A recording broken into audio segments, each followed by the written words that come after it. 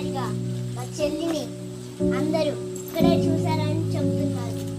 మా చెల్లిని కనిపెట్టే ప్లాన్ మొత్తం ఈ బుక్ లో రాసుకున్నారు.